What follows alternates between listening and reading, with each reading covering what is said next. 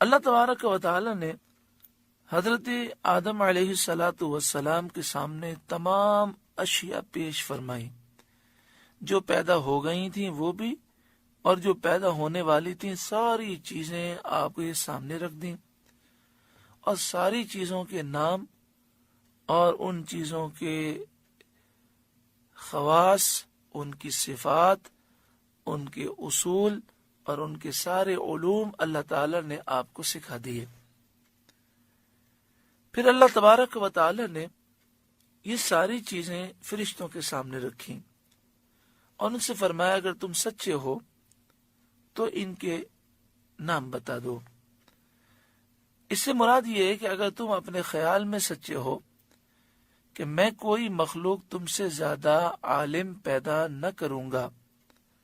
اور خلافت کے تم ہی مستحق ہو، تو ان چیزوں کے نام بتاؤ،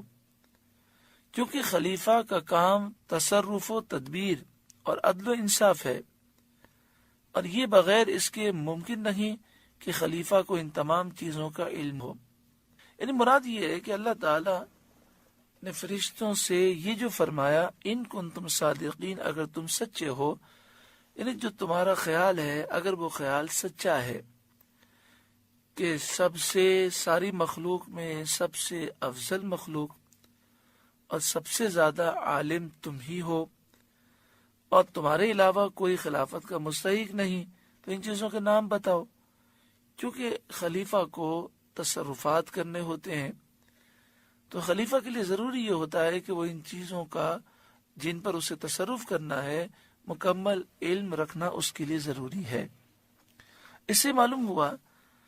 کہ نبی کریم صلی اللہ علیہ وآلہ وسلم تو اللہ کے خلیفہ اعظم ہیں۔ تو اللہ تبارک و تعالی نے جب آدم علیہ السلام کو پوری دنیا کا علم دیا تو حضور صلی اللہ علیہ وآلہ وسلم کو تو پوری کائنات کا علم عطا فرمایا،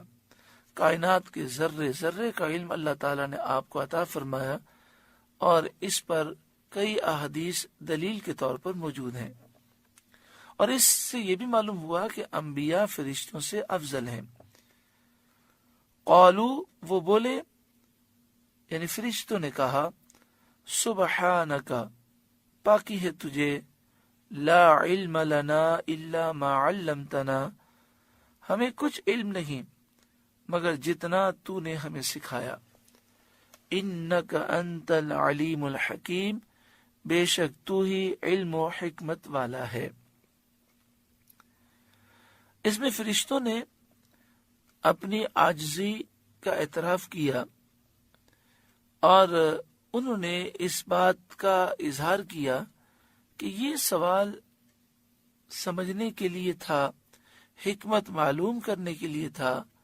ہمارا یہ سوال اعتراض کے طور پر نہ تھا۔ اب انہیں انسان کی فضیلت اور اس کی پیدائش کی حکمت معلوم ہو گئی جس کو وہ پہلے نہ جانتے تھے۔ اس آیت کریمہ میں یہ بیان کیا گیا کہ فرشتوں نے کہا، سبحانک لا علم لنا الا ما علمتنا، اے مالک جو تو نے ہمیں سکھایا وہی ہمارے پاس علم ہے۔ بندے کو چاہیے کہ اپنی صلاحیتوں پر کبھی ناز نہ کرے، جس طرح فرشتوں نے یہ کہا، مالک جو ہمارے پاس علم ہے وہ تو نے ہی سکھایا ہے، تو اسی طرح بندے کو یہ سمجھنا چاہیے کہ میری ساری طاقتیں، میری ساری صلاحیتیں اللہ کی طرف سے ہیں، میرا تو اس میں ذاتی کوئی کمال نہیں۔ اس کے علاوہ یہ بھی معلوم ہوا کہ جس چیز کا علم نہ ہو انسان اس میں لا علمی کا اظہار کر دے اور عاجزی کرے۔ ایک بہت بڑے بزرگ تھے اور بہت بڑے علامہ تھے اپنے دور کے، آج سے کئی صدیوں پہلے۔ ان کا واقعہ کتابوں میں یہ لکھا گیا کہ ان کے پاس دور دراز سے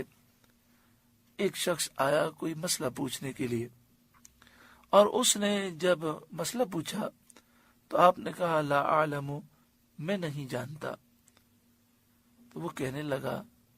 آپ نے بڑے آرام سے کہہ دیا لا اعلم، آپ کو یہ محسوس نہ ہوا کہ اس طرح آپ کی عزت میں فرق واقع ہوگا،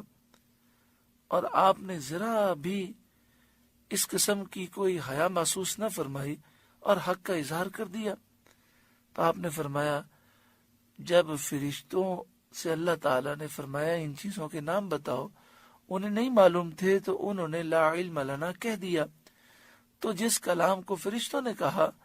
وہ میں کہوں تو اس میں شرم و حیا کیوں محسوس کروں؟ اس سے ہمیں یہ سیکھنے کو ملا